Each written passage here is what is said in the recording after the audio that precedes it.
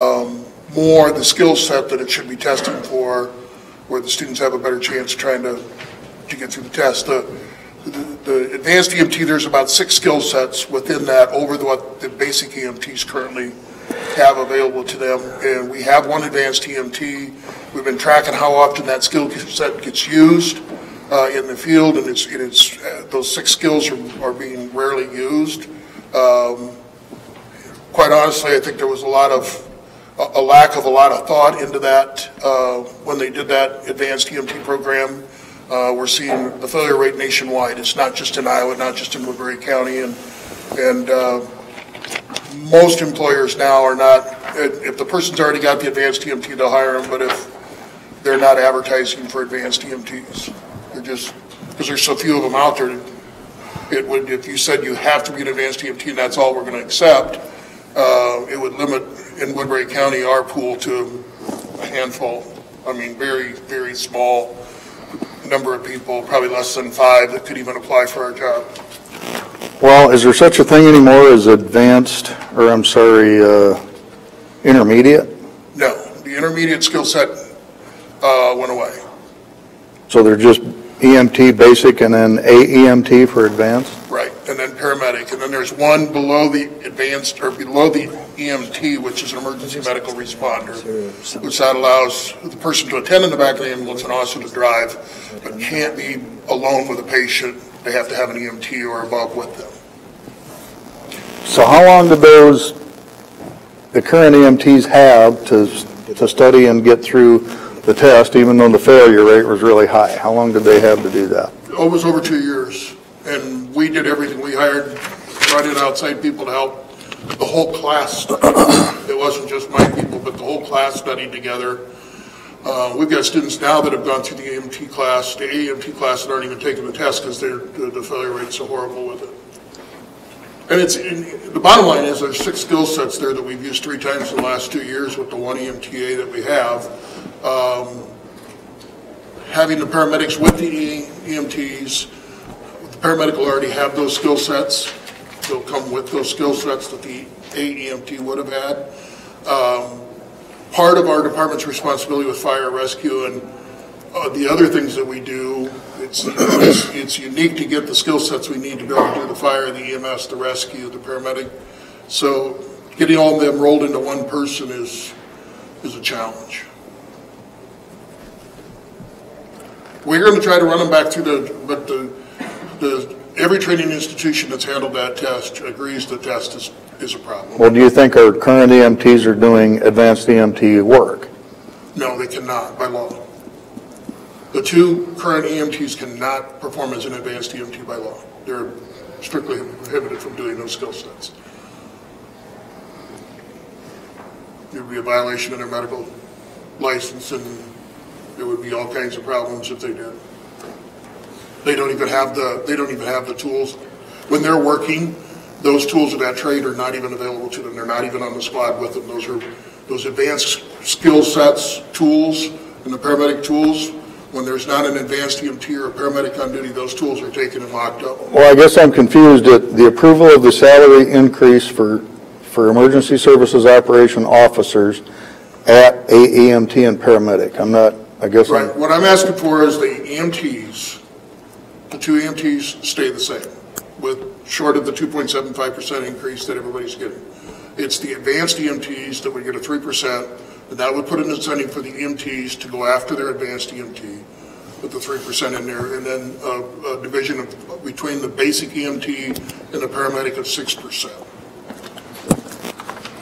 And do you have this funding? You have this funding sitting there?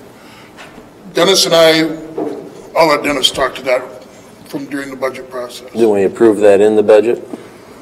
You approved, yes, you did approve the funding.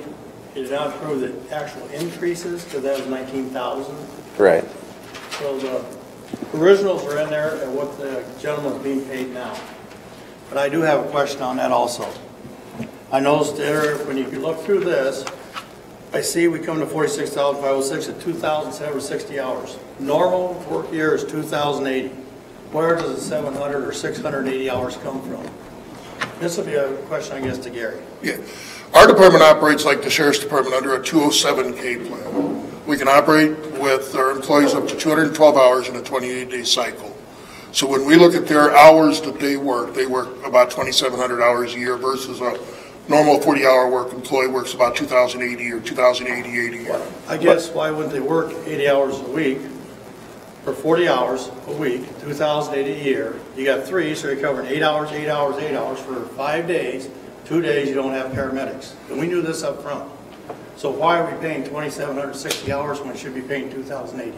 This 207K plan was, the county actually hired a consultant to come in and look at this, and it was crafted because of the fire, EMS, and rescue we do. But did that have to do with the limited number of people we had at the time, and will that still apply with these added paramedics? No, it's a Fair Labor Standards Act. It doesn't matter whether you've got 5 employees or 500 employees. You follow the Fair Labor Standards Act, which is a 207K plan, which allows us to work them 212 hours in a 28-day cycle and not pay for. They get paid from the minute they walk in the door till they walk out. They're not deducted from meal time or sleep time because they're on duty. We've been there before, but Yeah. So that's really what what I'm asking for is the one advanced EMT to be receiving 3% over the top of what the EMTs currently are making, and that the paramedics, the 3 full-time and the 1 quarter-time paramedic, be compensated at a rate of 6% over the basic EMT or 3% over the advanced EMT. We're putting just a small amount in between them to compensate for the skill sets, that the additional responsibilities and additional skill sets that you and I have talked about. so you have an advanced out there now? Yes, sir. Okay. Yes. Any questions for Mr. Brown?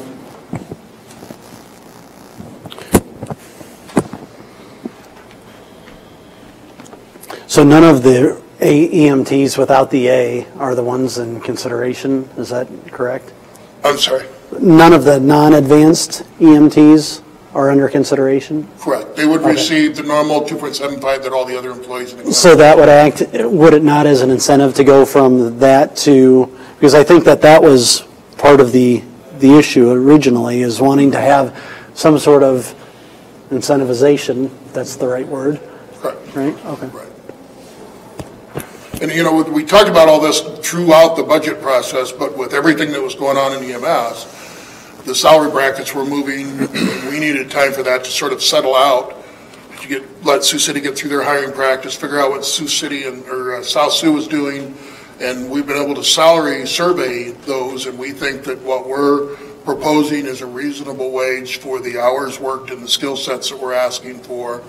I think it makes us, I hope it makes us competitive, because, you know, we want paramedics with some experience level and to go to the, you know, to take care of the patients, because the paramedic is solo. They're not teamed with another paramedic, so their skill set is important to us and their experience is important to us.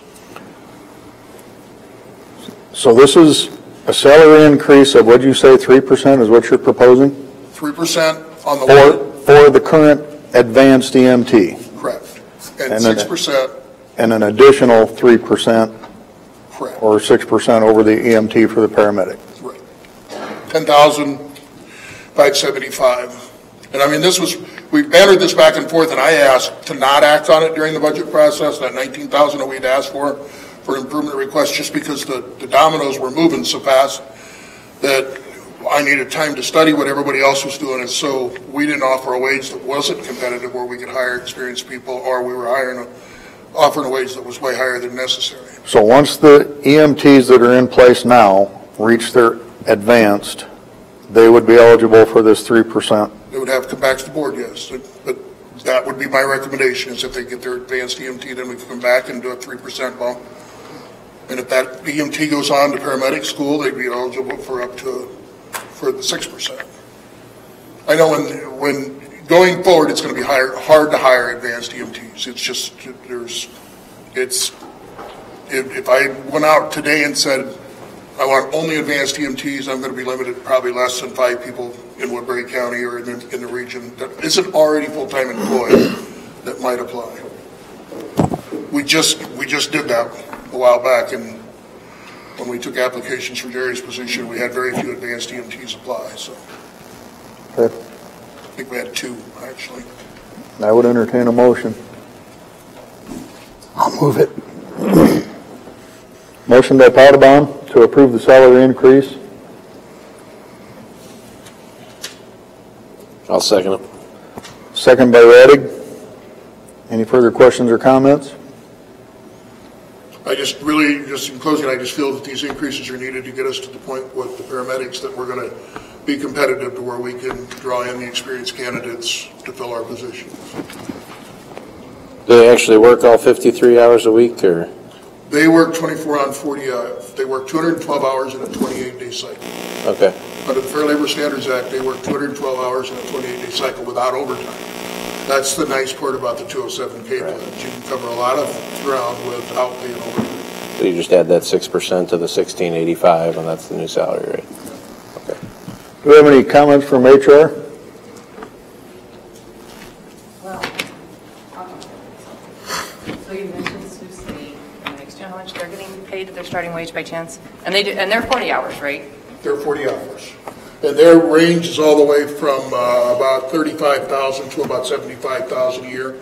But they're also using basic EMTs, that first level, and they're taking people right out of school. South Sioux's probably as close to comparison as we can come to because they're under a 207K plan, and their paramedic firefighters are running right in the range of 50,000. So when they hire basic, it's at like $10 an hour? Yeah, it's Top that? 13, I think. Okay. And I just have another question, because I know we brought up the 40-hour work week, and you said FLSA requirement, which is, you're right, over there. But is it our choice to work them that 24 hours, or That was we have to? it was mutually agreed upon between the county and the employees. Okay. We don't have a contract, so to speak. We have a working agreement that we provided to you guys. That I was just wondering about that. Yeah. I didn't know what that. when you start breaking them up into 8-hour shifts, and pretty soon somebody's out on a call, and they're out on the call for an extra 3 or 4 hours, so you run into, if you're trying to switch every 8 hours, sometimes we're on a call for 4 or 5 hours at a time. That's how they want to work it, too? Pardon? That's how they want to work that shift? That was agreed upon between the county and the employees, and it's very much like what the Sheriff's Department's doing with their employees, even though they don't work rotating 24s, but they're under a 207K plan. Our department was reviewed as a part of the situation that took place with the Sheriff's Department when they reviewed the Sheriff's Department, and it was felt that the right thing to do for the county's benefit and for the employees was to put our department under a 207K plan. We have a defined set of rules and we don't vary from them. We period end, there's no variation from those rules. You good? Any further questions? All those in favor say aye. Aye. Those opposed say nay. Pass 5-0. B, approval of the job description for the Emergency Services Operations Officer Paramedic. And we refined that job description. It's been provided to HR about 3 weeks ago. Okay, so my question is, I just have one question here when I was reading it. So then we'll have, this one overrides the one we have in HR right now. Okay. Right. This will be for the paramedic position. Just the paramedics. Right. So then we'll just have to revise the title on that to say that at the top, Right. paramedic. Okay. Right. And I think we've done that. So I thought it said operation officer. Yeah. We'll get it right. We'll get it straight. Hang on. Yeah. Operate, yeah, I should say. Okay, this is just for the paramedic one. Okay, I was just making sure. Because it's April 2016, full-time county emergency services operational officer, I'm looking down here and it does include paramedics. So this is a standalone? Right. This is going to be the job description for the paramedics in the department. Because we see going forward, we're going to be replacing paramedics or hiring more paramedics. And the job description right now is for the paramedics, period. This one that you're approving today. So we're not amending anything, this is a brand-new description, correct? Well, there was one in place, but it was paramedic EMT, advanced EMT, all combined into one. And we've written a job description specifically for the paramedic. Because you really shouldn't have one that's paramedic, advanced EMT, EMT, when it's for that higher set of skills. We're actually going through every job description in the department and cleaning them up, including mine. You'll be seeing mine here shortly. So. I'll move 15B. Second. Motion by Radig, second by Taylor to approve the job description for emergency services paramedic. Any further questions? All those in favor say aye. Aye. Those opposed say nay. Passes 5-0. Item C, approval of hiring 2 full-time and 1 quarter part-time paramedic operations officer. What we're asking here is to go ahead and begin the hiring process with a start date of July 1st. We want to get through the interviews, the physicals, and have some decisions made so any applicants that are offered an opportunity, if they so choose to accept it, would have time to give their current employer fair notice so they could be able to start on July 1st. So the January 23rd meeting, all we did was approve funding and not authorize the hiring? Okay.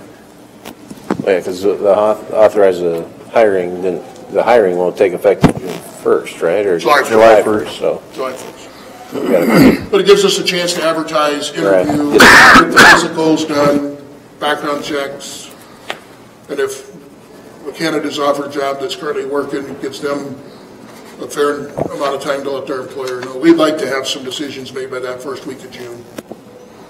Any questions on the job descriptions, do you think, from HR standpoint, or are we good to?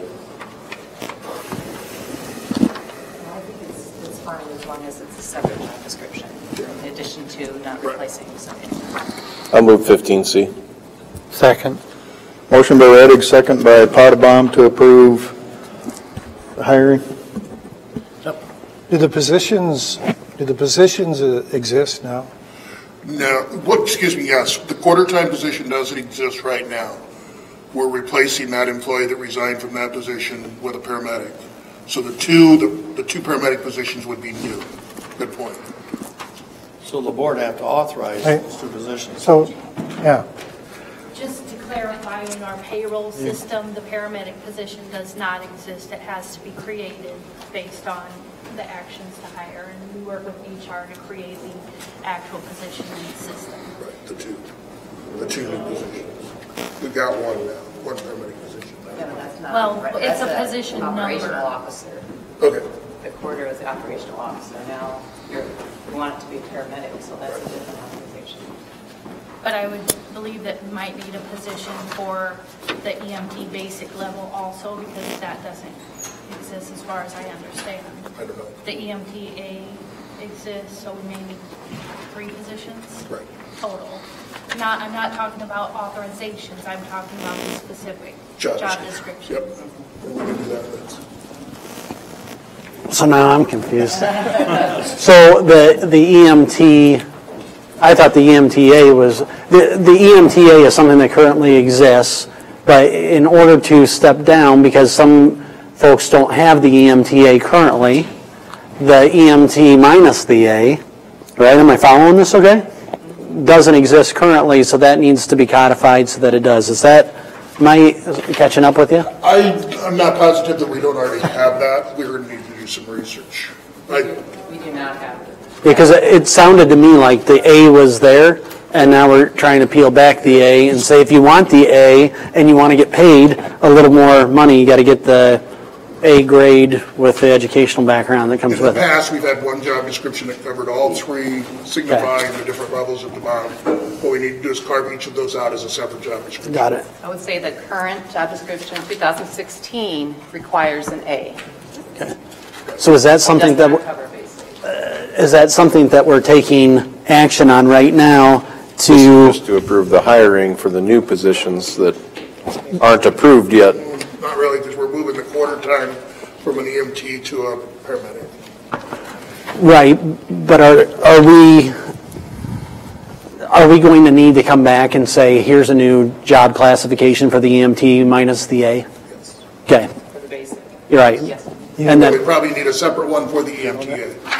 but So you they're already have, hired. aren't they? Right. Yeah, they're already hired. but you're approving authorization to hire for positions that don't exist. Correct. 2 positions that do not exist, 1 position is going from a But they have not been approved by the board yet, Gary. That's what I'm trying to get So to. maybe we gotta create the positions next week and then approve this after that, what you're saying. I think that's all we got on the agenda, the way we do is to approve the 2 positions and then authorization to initiate the What hiring. does the agenda say? That's approval It of says hiring. authorization to Approval of hiring. approval of hiring 2 full, okay. Under that, we'll write a motion up to do that, to approve those 2 the positions, and then we're going to authorize the hiring position. We'll write that motion that way. It looks like under the, Joshua can correct me if I'm wrong, but it looks like we can do that under that. Comfortable with that. Okay, So got it? rescind my previous motion and then, Well, we've got it. oh, okay. Oh, you just rewrote the, Yeah. okay. You didn't, I think you said to authorize, but Yeah, that's the way I said that's, it. we're on C. D is what you will do. D is to authorize the hiring. So on C. So everybody's clear to what they're doing. We have- Melissa, will you explain what they're doing? Well, I think right now you're authorizing for the 2 1/4 paramedics to come in.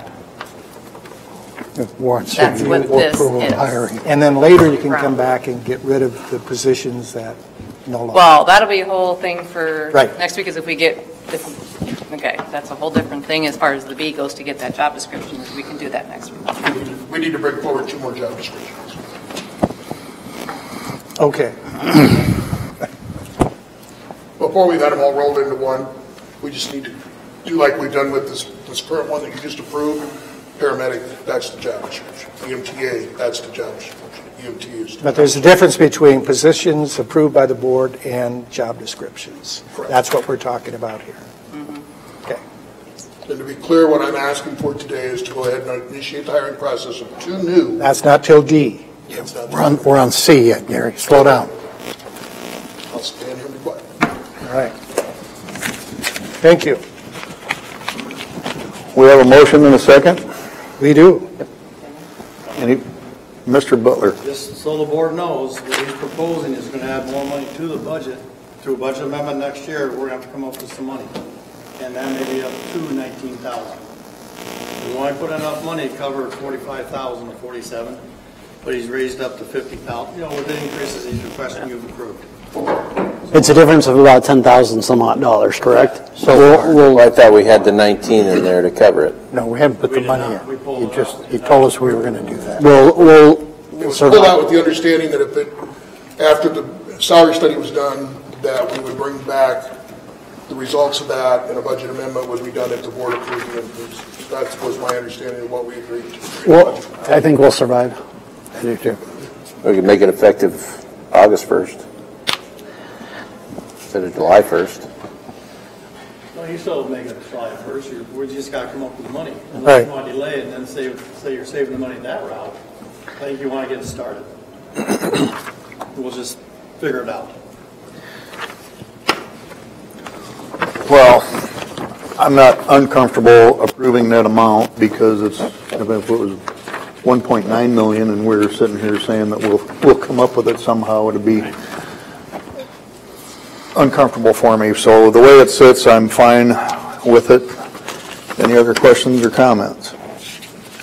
All those in favor say aye. Aye. Those opposed say nay.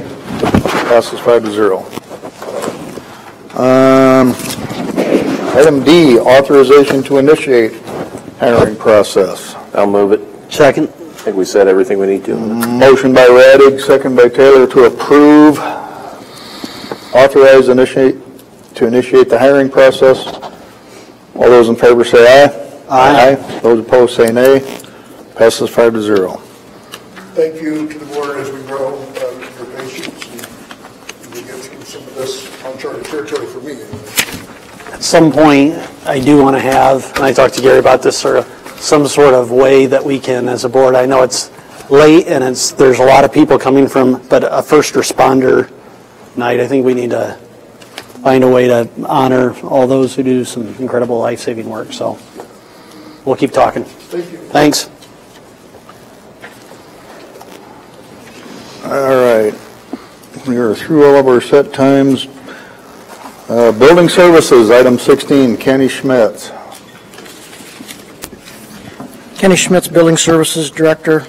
The item before you is for the Trosper Hoyt HVAC system.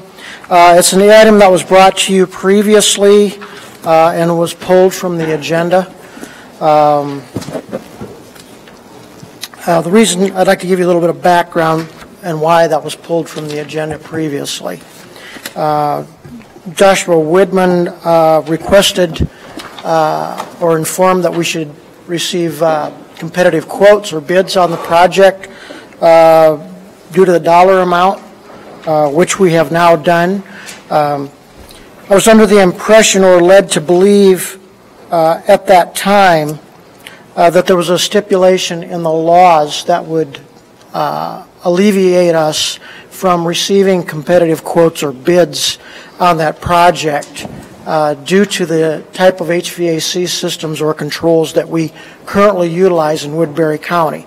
In other words, they're not actually proprietary, but they are designed by one manufacturer or another. And we wanted to be able to communicate with the current new systems that we have been installing. You'll notice as part of this agenda items, we currently have in place 4 different operating control systems in that building, which is something we're trying to correct. We did go get competitive quotes. I've got those. The important thing to think about here is while we are following the law to the letter, the law does not make sense. We're getting competitive bids on, let's say this, we're getting a second competitive bid on a system we wouldn't want, even if it came in lower. Kind of the situation that we have now. 4 control systems that don't communicate or don't talk to each other. So the law really does not make sense for that reason. Another reason it doesn't make sense is while we could go out and get competitive bids on a like system or the exact same system, it would have to be done from a representative from the manufacturer outside of our region. To do that, of course, they could do that. We could request that. However, probably, again, their costs probably would not be competitive because they'd have to come to the area to do the installation. They'd have to also include those costs within their quote or their bid. So just wanted to provide you that information. What we have at the Trosper Hoyt building, again, is 4 separate operating control systems. Controls that do not operate, in some instances, controls that are, or valves that are just completely gone, which I can't explain. They're just not in place. They've been removed from the system with no replacement. And so these are actually basically all repairs, but it does include the interfacing that would allow us to communicate with the rest of our building systems. And so I might entertain anybody's questions. Sir. Thank you, Mr. Chair. So you have down here what you're asking the Board of Supervisors to take action on tonight is to move to approve the repairs and upgrades in the amount of $115,700. Who is receiving those funds? I mean, I see you have Rasmussen on here, you have Star Control. Yes. Who's, and you have a couple different breakdowns. Good question, Jeremy. The base bid would be from Star Controls at $98,700. Star Controls would receive that low quote amount for completing the work. The remainder, which is $17,000, would have to be paid to other contractors, and that would be a plumbing contractor, electrical contractor, and for insulating work. Those services would be appropriated by Building Services through those various different contracting firms. So if I add up all four of these, 1, 2, 3, 4, 5 amounts from Star Controls, I'm going to get $115,700. Is that Yes. correct? Okay. And so is it true then, although I can appreciate the law makes sense and the law is there for a purpose, and I appreciate that we're following the law because we want to make sure that we are honoring the intent of code as far as competitive bidding. You were saying that you have some trouble because of the practical application, is that sometimes your Mac doesn't work with your PC, and these are computer software components, correct? That is correct. Okay. But you're still ending up in a good spot, are you not?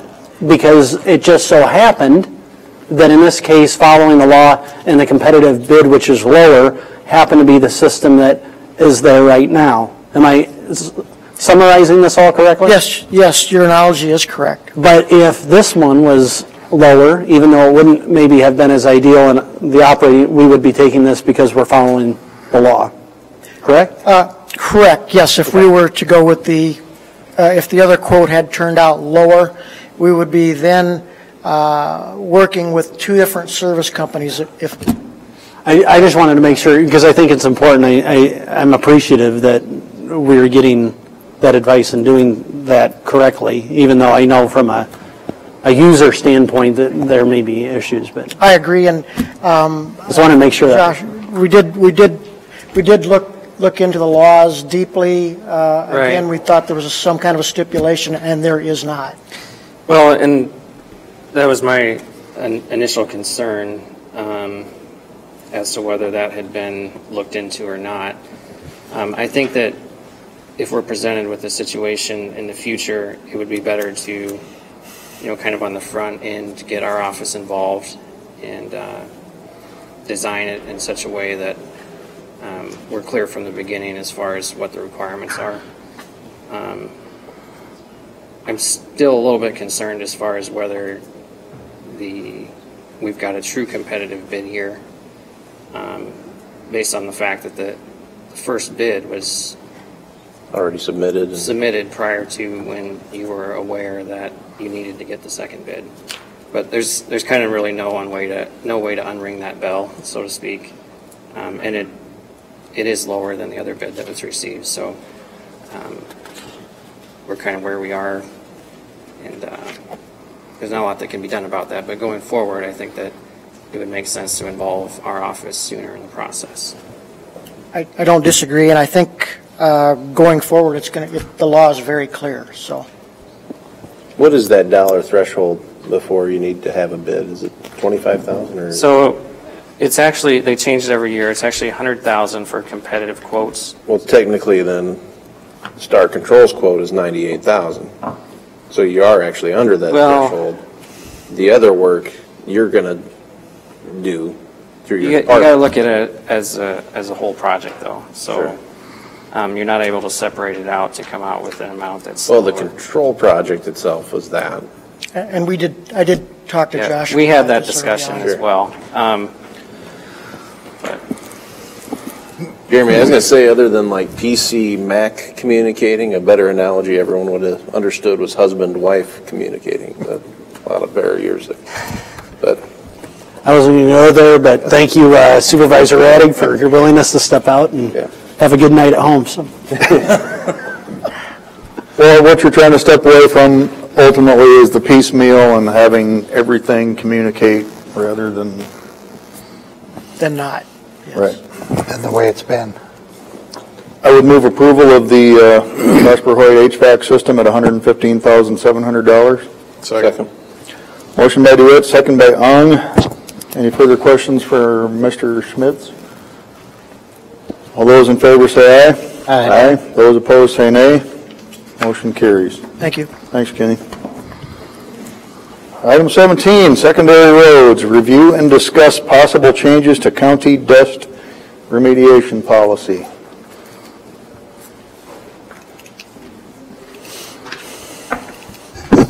Good afternoon. At the board's request, I prepared some information for their consideration with taking a look at changing the county dust policy. We sent out the current policy and procedure manual item that we work under. Basically, we treat those roads with Iowa DOT average daily traffic count when it exceeds that 200 vehicle a day threshold. If we have roads that are adjacent to that might drop below that 200 level, if there's 12 houses per mile, it also treats those areas as well. So it's not just either or, it is when this is present, this is also done. If you looked at the map that I sent out to you, the traffic count on Buchanan Avenue north of 140th Street has fluctuated up and down around that 200 level, as have the traffic counts on Glen Ellen. But because they're adjacent to treated areas, they've stayed within the program. Our current program has cost us about, it's up to about $73,000 a year with the increase of materials that are utilized for it. We treat with liquid and magnesium chloride. Typically these roads get treated twice per year. South Ridge Road is, I think it was 310 vehicles a day. We cooperate on that application with Sioux City and Sergeant Bluff. We prep the road, we put it down. We send both cities a bill to assist with it. We're paying about 25%. Sergeant Bluff's paying about 25%. Sioux City's paying half, is the way that it's been breaking out. We looked at, one of the things I discussed was possibility of changing the policy. We looked at the price of lowering the threshold for the amount of, or the road volume where we would treat for dust. To lower it to 150 vehicles a day would add roughly $28,500 to our program. To lower it to 100 vehicles a day would add an additional $66,000 to the program. On top of the 28 or? On top of the 28. So I sent out a map that was marked at 3 tiers to the board that was marked up for the 2015 and 2011. With the way the traffic count works and the way they fluctuate, we typically look at 2 or 3 maps and use a floating average as we're determining those traffic counts for participation in the system. Elk Creek dropped off of the program when it dropped in 2 traffic maps to under 200 vehicles a day. So we're not treating Elk Creek between Old Lakeport Road and Glen Ellen Road any longer. That's the only one that's dropped off. We replaced dust control, and the board knows this one well, with seal coat on 220th Street, which we renewed again last year. What's the cost on a seal coat on this road here? On 180th and Buchanan, I didn't calculate that, but that cost us roughly $70,000 per mile, I think, by the time we had all the figures added in. So if you did a mile of it, $70,000. Would the seal coat stand up with the traffic that's on that? Not with the ag a traffic? significant increase in the amount of base underneath that road. It would take a... And seal coat does not eliminate dust, does it? Seal coat eliminates dust, yes. Oh, it does? Okay. Initially, after application, sometimes you'll get a little bit of dust up with the seal coat because the stone that's used to choke off the asphalt emulsion that's put on the road will dust up a little bit at first, but once that initial dust blows off, then it looks like a pavement. There are some city streets that are nothing but seal coat over top of rolled stone base. In many of our smaller communities, probably even a couple in Sioux City. But, you know, just lowering the traffic count level won't help. The folks that came in and talked to us a couple of weeks ago, their current traffic count out there is 90 vehicles a day. I talked to Ron Bunting, too, the DOT gentleman who's in the Office of Transportation Inventory in charge of doing the traffic counts. He received my letter, and I had requested just about every mile in there be counted. DOT selected only a few miles that they did.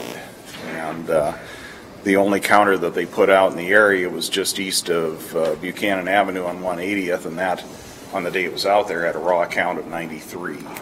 When was that effective, or when was that count taken, Mark? It would have been taken in 2015.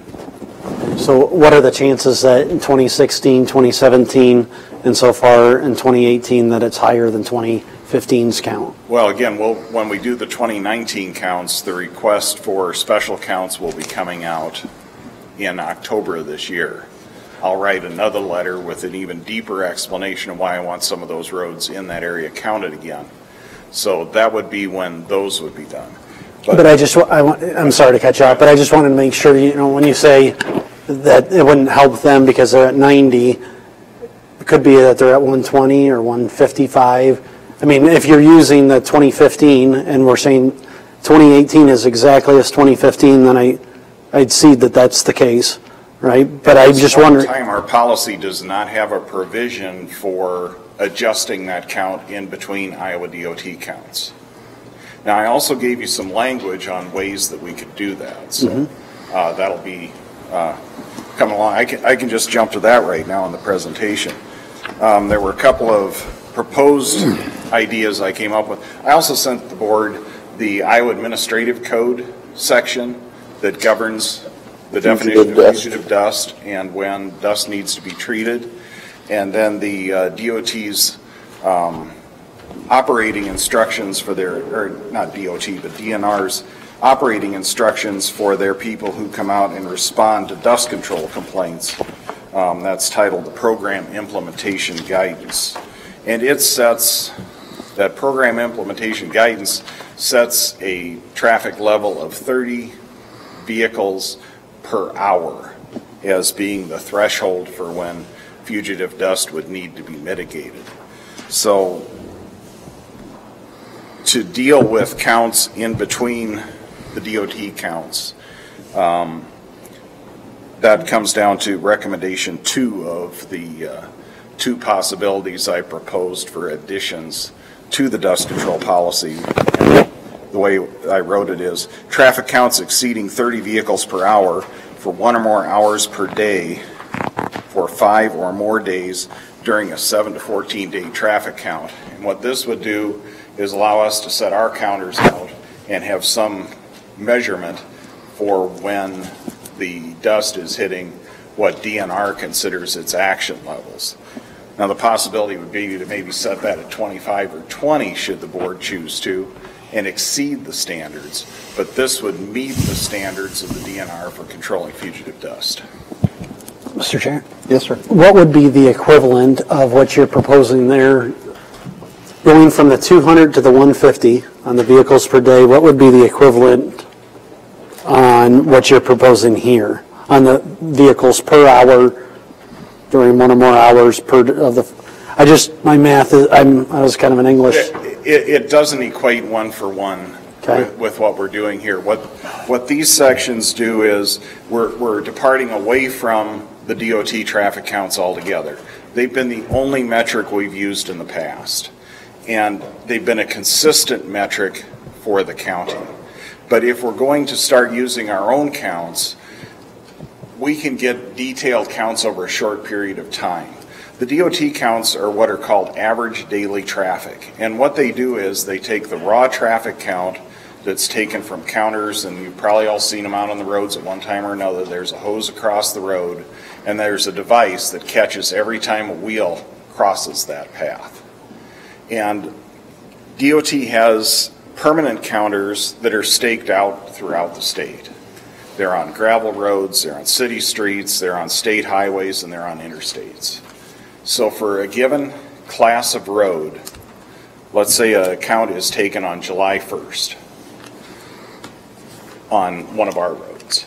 A count is taken on July 1st for roads that have 24/7, 365 coverage.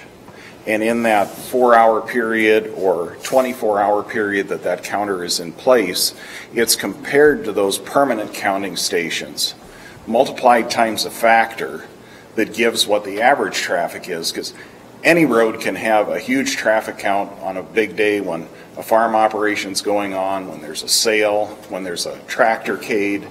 Any of those can skew those counts.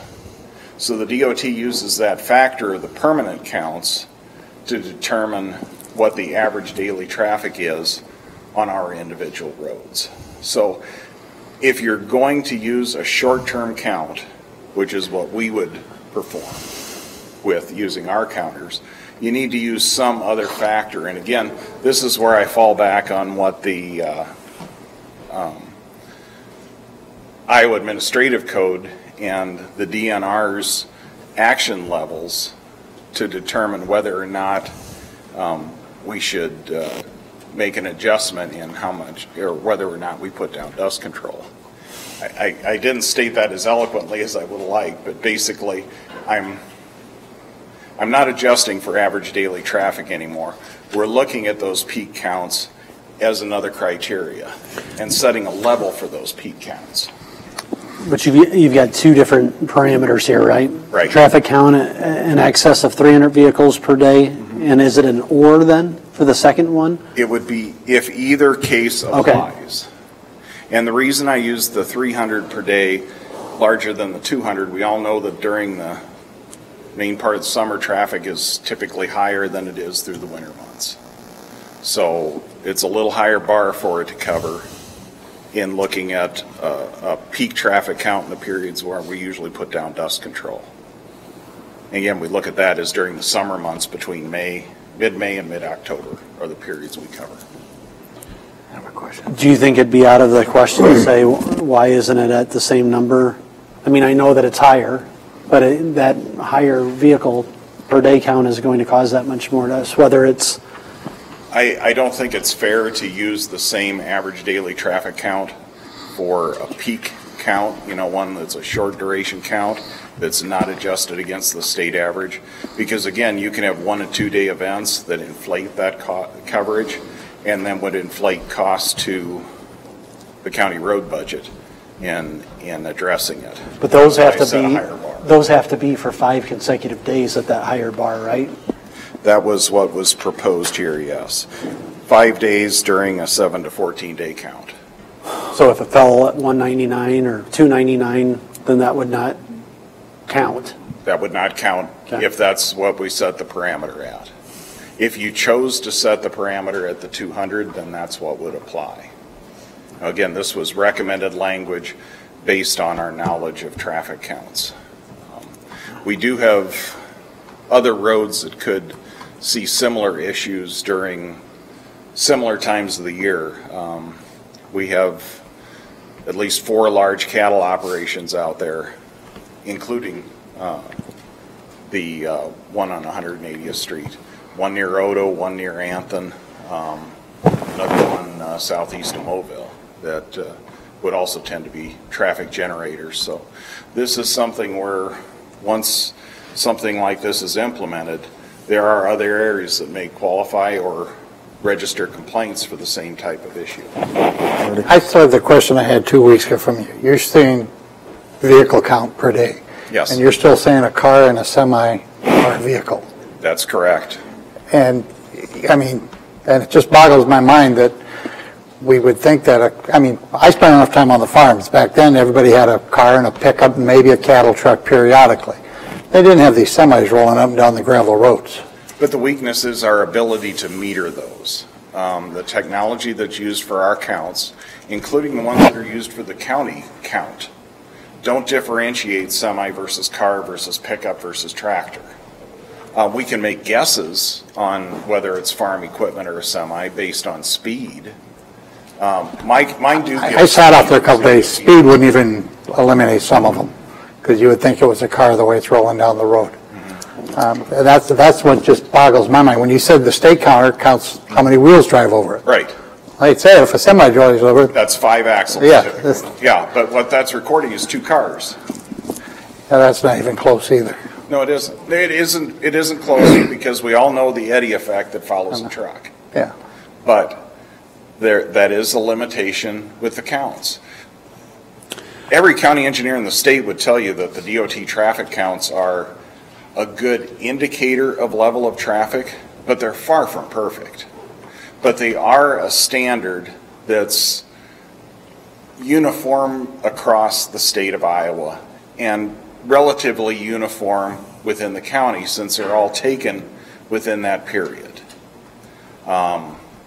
We've had, talking to Ron Bunting, they took a count where they had a hose set up at right by the scale house of Whiskey Creek Acres.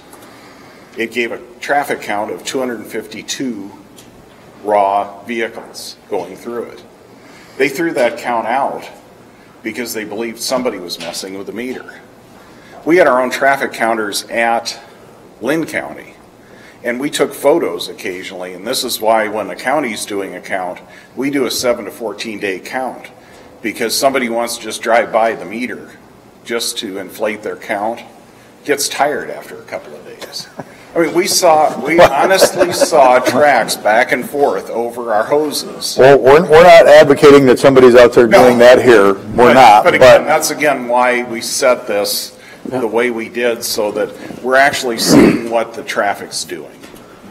Sir? Yeah, I don't have any problem with necessarily the additions of the DOT standards, adding that to the policy. And I'm appreciative of the communication between your office and Whiskey Creek about specific ways to mitigate through, a business commitment like that. But I still support lowering the threshold. For all the whole policy, or just lowering the Yes, threshold? for the whole policy, because, I understand that you see it as a road repair, a sort of budget, that this is kind of a separate quality of life issue, and it is a quality of life issue, but perhaps the county could look at either giving you that expectation with funding, because I do think the cost is worth it, or using something like local option sales tax for economic development, because as a quality of life issue, I think it could potentially fall under that. I think it falls under his budget. For either way, secondary roads. That's either way. That's where it comes from now, right? But that is where it comes from now. But we did not budget for an additional. No, this would have to take effect next year, in my opinion, if you change it. But still, this doesn't address where these guys are. What you're proposing, you monitor the traffic. I think that does maybe, put us in a step towards addressing the specific problem at hand. Yeah. And to be honest, when you guys got up, the amount of dust that was coming off your clothing, I could tell you have a problem. I could actually smell it from here. So it's, I do want to see some kind of help for you guys, but, we have to have a legal route and something that's uniform countywide at the same time. And again, if these are the recommended rates, if the board wanted to set that at 200 vehicles a day, that's your ability to direct that. You set policy. My job is just to make recommendations and let you know what the ramifications of those policy changes are. And that, again, you could see how the amount of roads necessary for coverage changed as we got above that current level, and we would roughly a little more than double the cost of the total program countywide if we if you went all the way down to 100. Yeah, if we went all the way down to 100. We don't know the ramifications of the other, because it would be entirely traffic dependent. Mr. Taylor. I'd like to, and I kind of echo Supervisor Ung there, and I think Raddick, I'd like to see us go down as well to the 150 standard. And the fact that there's been 2.5 years where we haven't had a count, and if we could do that as well in your proposed language addition to current policy, you set the bar at traffic count at or in excess of 300 vehicles per day. If we went to 150 there, it would have to be for 5 consecutive days as well. And I think my only analogy is, it's just like with weed control. We weren't mandated to go to a different product that would be, either healthier for the environment or, be able to be sprayed closer to water. We did so because we thought that it was a quality of life thing and the right thing to do. And in this instance, I think lowering that for $28,000, if we find it the first year during an alternative source and work that in a future year, I think that to me sounds like something that's reasonable. So if we were to take that section 1, you'd like to see it go down to 150 as well. What about section 2, which is traffic counts exceeding 30 vehicles per hour? Are we getting ahead of ourselves since this is an information item? Well, my proposal would be is based on the comments I hear, I will bring back a modified policy for board approval. I think as long as So I kind of need to have an idea of where you all feel, even if it's not a decision, just so we can write the policy. And for the good of the public, we put this on the agenda today as an information item so we could discuss it. It's not going to be finalized, nor voted on, nor settled today. Okay? We are still looking for answers and understand, as you obviously know, this is a slippery slope that once we start doing this area, there's going to be another pocket that's going to want it. So we want to do it right. We want to do what's right for the county, and we want to do what's right for the rest of the taxpayers in the county as well. So understand this. We want to make sure that you're taken care of and your quality of life is there. I grew up on a gravel road myself, so I understand what you're saying and what you're seeing. But if you're gonna give me a minute, and we'll, as soon as Mark's done, we'll move on from there. Come up, identify yourself, please. My name is Debbie DeForest. I live 1861 Buchanan Avenue. When you talked to the DNR, did they say instead of the county funding this, is there a way that they could make Whiskey Creek Farms cover the cost? Because I have a problem with my tax dollars going, because they're running a business, they're making money. Did they say they could mandate, and that's something that the county could ask the DNR to enforce? I would think that would be adding undue regulation to one industry. I mean, I would ask for guidance from Joshua, but I don't. If they were regulated as a business under county zoning, and it was a use that was not approved for an area, we could put as part of a conditional use permit the requirement that they provide payment for dust control. We did that when they opened the new gravel pit east of Anthem, where we're working with the quarry or the gravel pit operator to treat the roads out there and mitigate the dust that's caused by the commercial traffic going in and out. That was a conditional use permit to establish a gravel pit. I think this would be one where you'd end up going to an attorney general opinion almost, because if you read through the Iowa Administrative Code and then that program guidance, agricultural traffic is one of those things that is looked at as that's where we're out here for and what the roads are here for. And dust generated by them is not something that the state code would require mitigation on. Now, one person at DNR said Whiskey Creek Acres is a business. Another one said, as far as he was concerned, it was agricultural. So you had two different perspectives even within the same agency on this. Whiskey Creek Acres has gone out and they said they've treated with water. I know one year they did treat with a palliative as well. This might be one where perhaps something could be negotiated to assist with that. I mean, they've bought equipment that allows them to go out there and water the road. You all got the letter from them today because it's in their interest as well. They're out there dealing with the traffic and the dust as they're running their trucks and equipment up and down the road as well. And they want to maintain a safe environment for their employees. That's what I was going to ask you. Have we ever approached them and said, hey, look, we're going to try to make your neighbors' lives a little more livable? Would you be willing to kick in some of the costs? And we'll do it because we know how to do dust control. They put water down. That's not going to last long. Well, yeah, again, that is considered mitigation under administrative code, though, application of water. That's considered adequate, and that's what we use on many of our haul roads connected with Highway 20 and construction projects. That's what most concrete crushing operations will do too.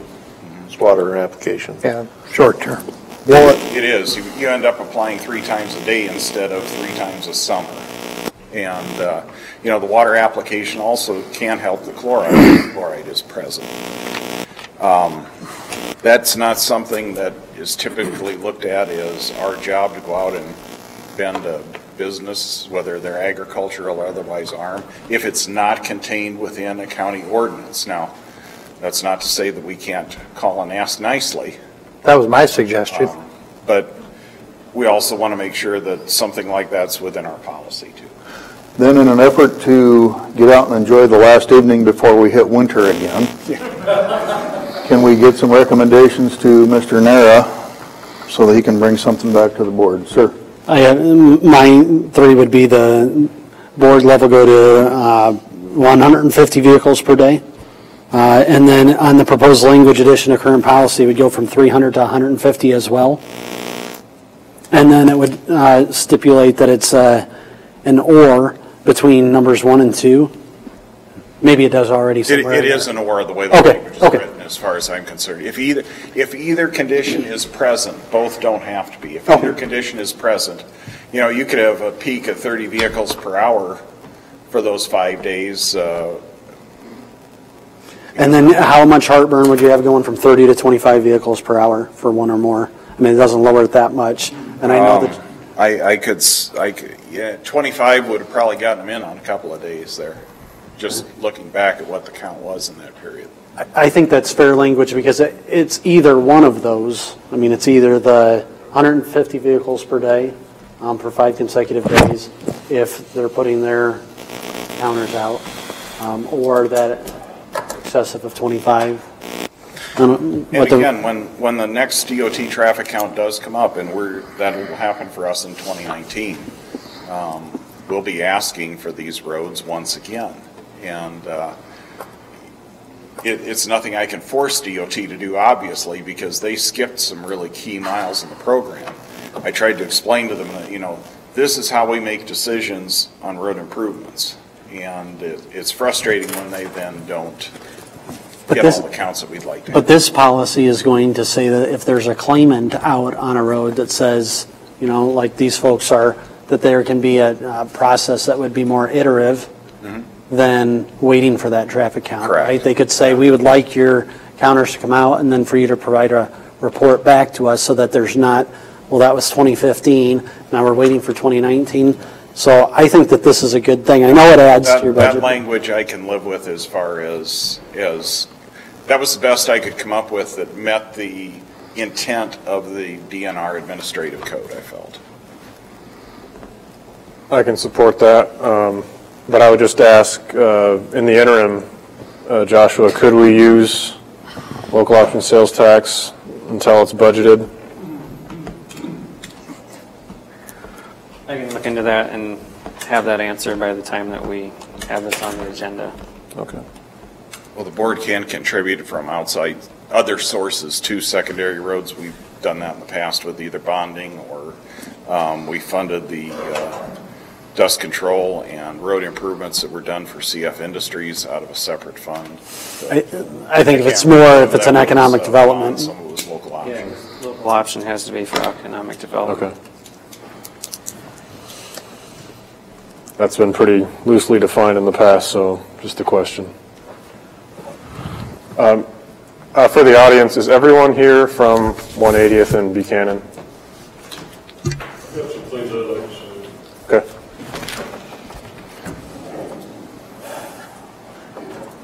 I can be a little more relaxed.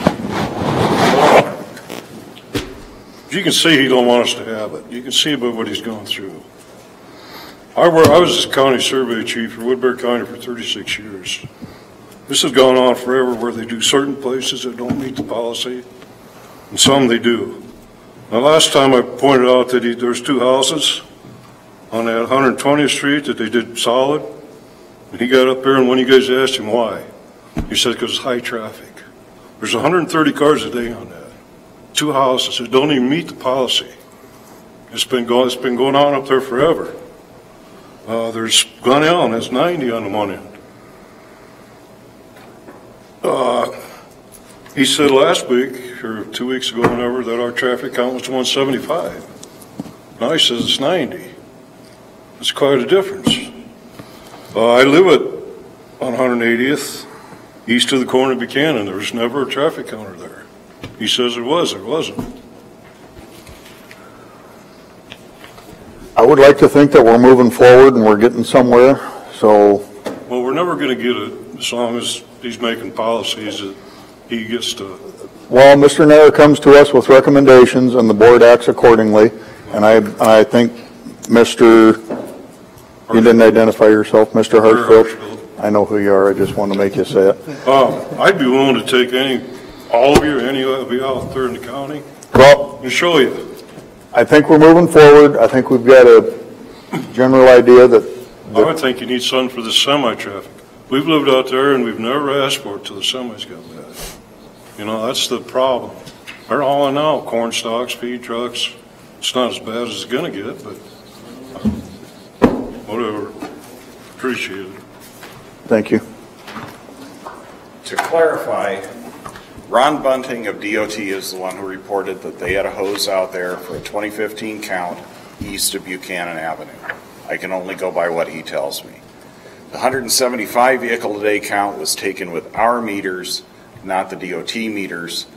We had those out there in, I believe it was 2016, when we got that 175 count. So that's just for clarification of why there's a differentiation. Right, and you were saying it doesn't meet that standard because it goes by the DOT counters and not ours. Correct. So that is the point that he was trying to make. Yeah, but under this new policy, I mean, if Mark is saying a 175, and we're saying, I mean, with all due respect to Mark, he's looking at his budget, and we're. You mentioned 175 a day, though. He's back to 90. We don't follow. That's correct. But we're saying, sir, if we went from 200 down to 150, I think Mark would like to keep it at 200. We're saying, no, we want to go down to 150. His count was 175, and if that held true, and his count was 175, and that held true for several days, and that's the count, we're not taking, with all due respect to you, we're not taking his recommendation today of 200.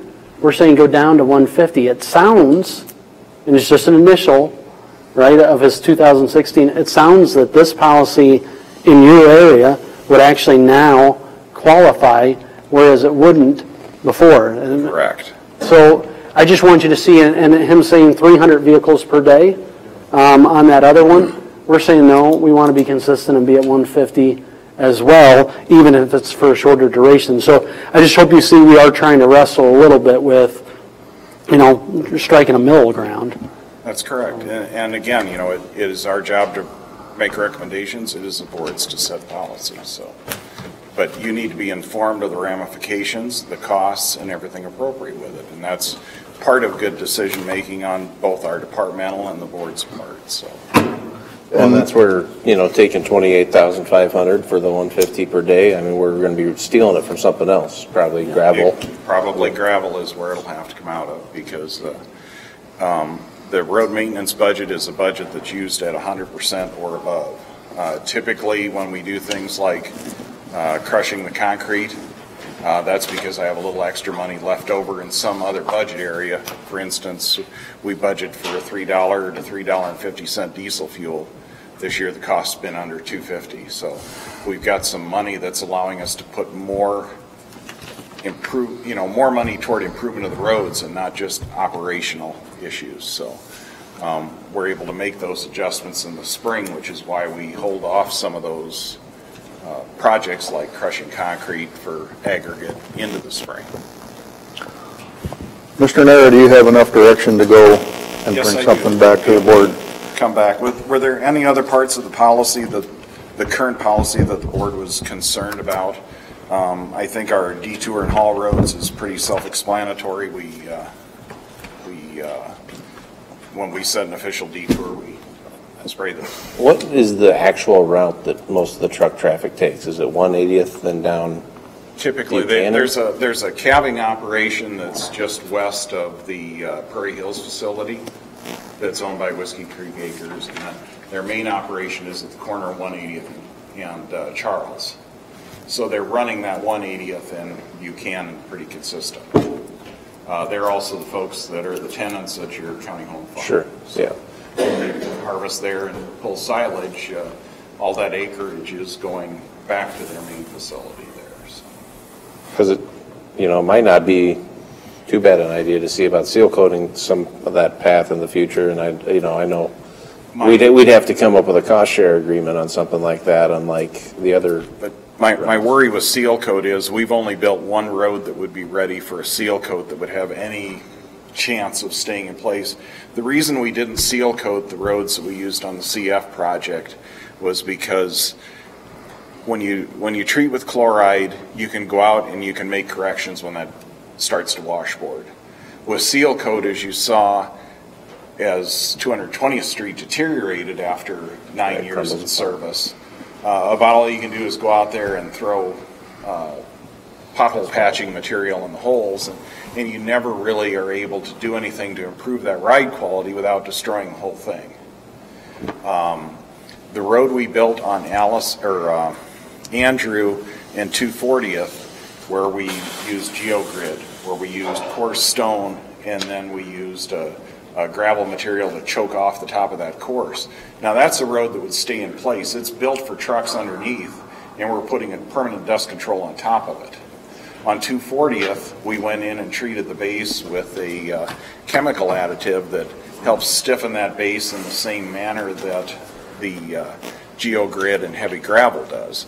It takes some work to do a seal coat and keep it in place. I mean, that was almost $40,000 for a mile just for the seal coat.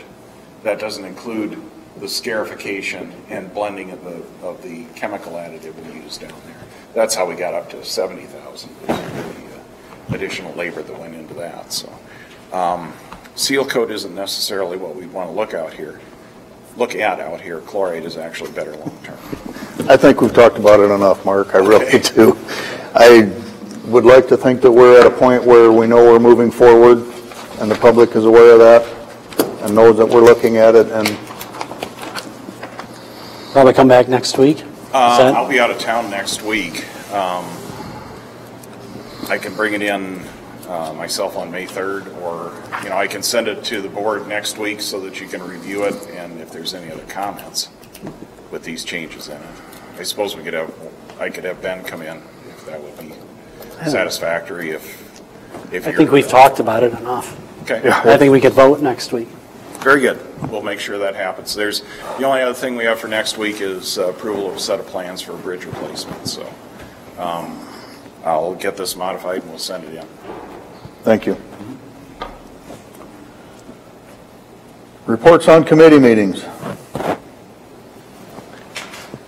Would you like to, Mr. Taylor? Sure. Thank you very much, Mr. Chair. So on Friday, Chairman Rocky DeWitt and I attended a meeting with DHS Director Jerry Foxhoven, DHS Region Coordinator Rick Schultz, Senator Randy Feenstra, Governance Board Member Mark Siebesma from Sioux County, and Governance Board Member Don Cass from Plymouth.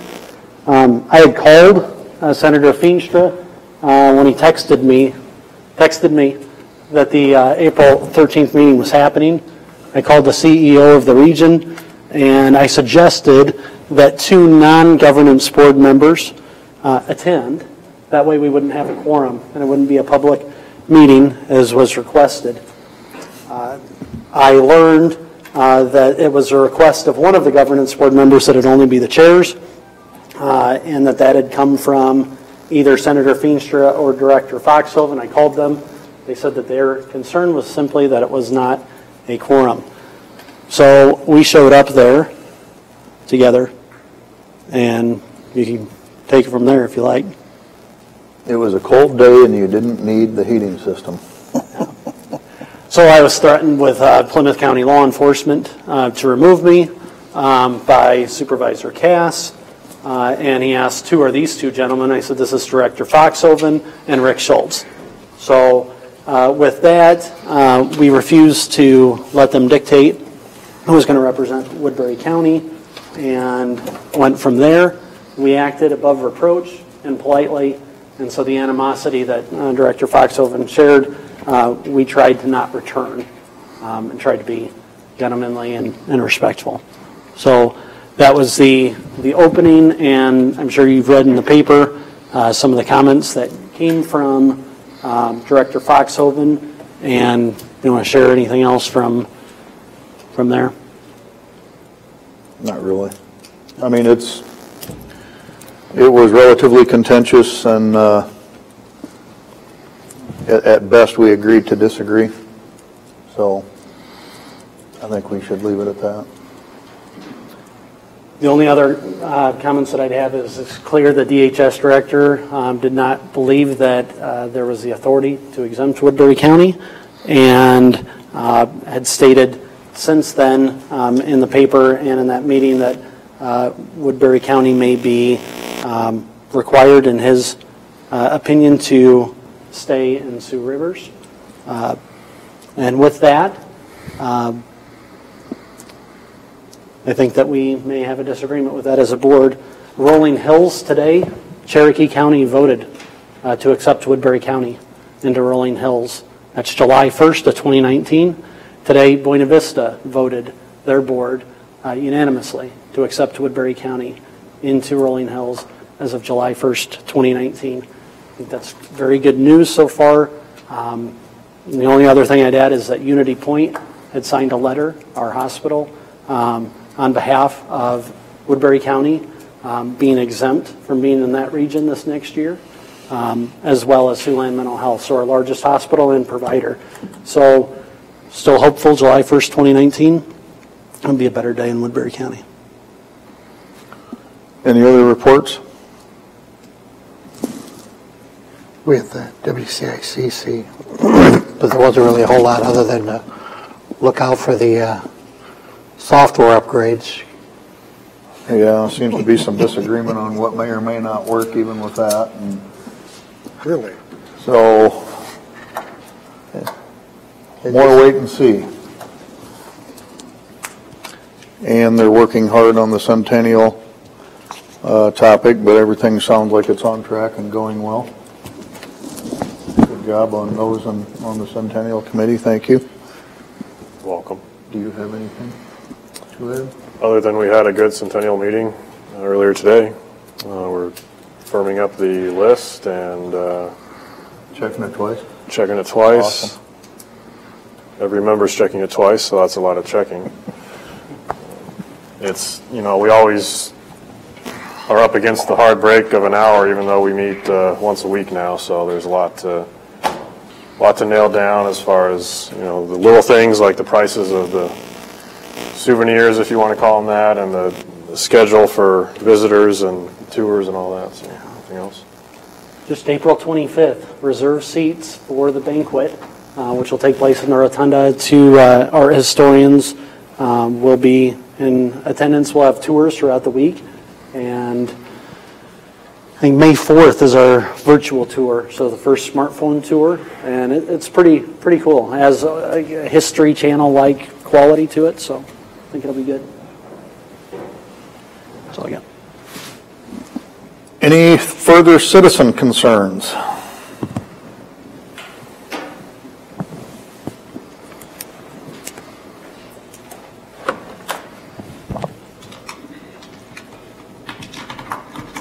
I'm Dick Owens, 1400 Indian Hills Road here in Sioux City, 51104.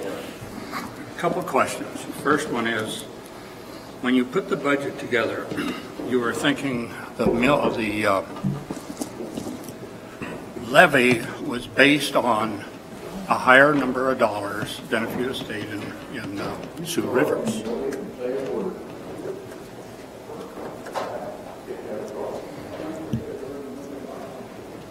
Is that a question or is that a statement? Yeah. Now, my question then is what is going to happen if you keep that same mill levy, or are you talking about some different usage of your mental health dogs by staying in Sioux Rivers? It's a reduction of cuts to providers. A lot of the employment providers that we're at, was it 90,000 a year? We're going to be cut down to 40,000 in the Sioux Rivers budget. Cut down to 150 from 300. What was that? You're talking about the grants, people? Which group are you talking about? Employment grants, yeah. One of the things you put out showed 300 cut to 150. There are three. I guess I don't remember what you're referencing there, but there's different figures. Again, are you saying you're going to stay with? Well, and then another one was Sioux Rivers only budgeted 500,000 for the Crisis and Stabilization Center. Correct. Costs $1 million to run that, since we are not receiving any reimbursements. Potentially. Potentially, we may not, They but put in there that they were going to start with Medicaid. sure. But we can't. I mean, we can't budget without that $500,000 because we don't know it's going to be there. I mean, if we didn't have that $500,000, what do we do? So it's better, in my opinion, that we level the money and. The question has to do with the extra money that you would be getting in your levy. We're talking about the dollars in the budget, but I'm talking about if you have 2250 or if you have 30.48 or if you have 32. I think the response would be that mental health dollars that are levied will only be used for mental health. It just carry over to the next year, and you can, Okay, so that would be there. And what's the actual levy difference? I know we're talking about the 22 and the 3048, but the actual levy is only like. The tax asking difference is $812,000. But We levied 3049. We have to stay with with Sioux Rivers, it goes down to 2258. But dollar per thousand.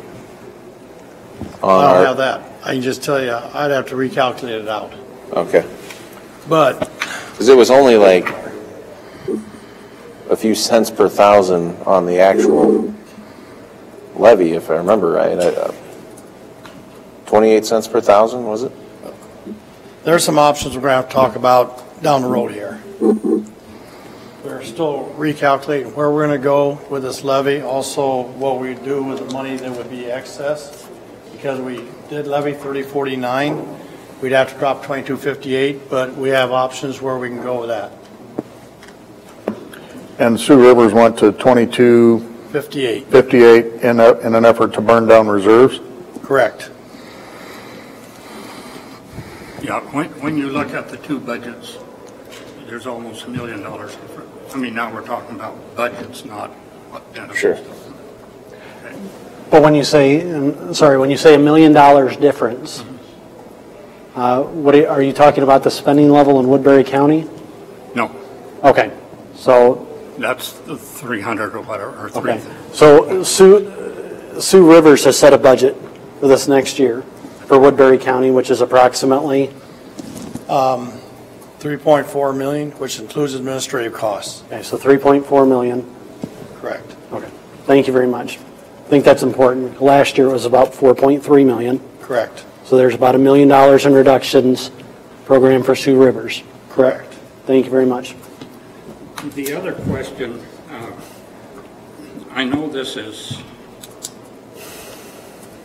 just kind of on the street, but the question I'm asked, in that Friday meeting, did we say that we are going to sue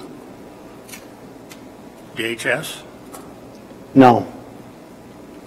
And that's the problem with repeating things on the street. That's why I'm asking the question. Yep. Sure. That was never referred to. It was not. Thank you.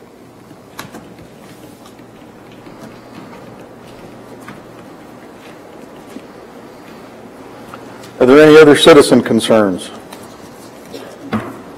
Are there any board concerns? We are adjourned. I was going to say, make sure I don't get Marty's microphone next week.